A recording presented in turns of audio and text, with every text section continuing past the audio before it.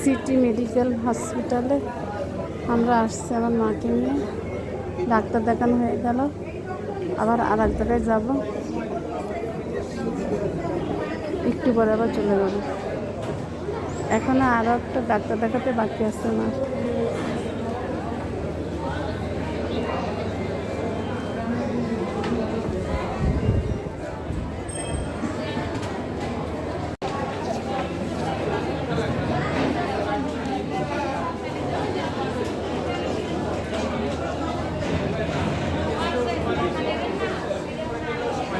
City medical hospital আসছি মাকে doctor দেখাতে।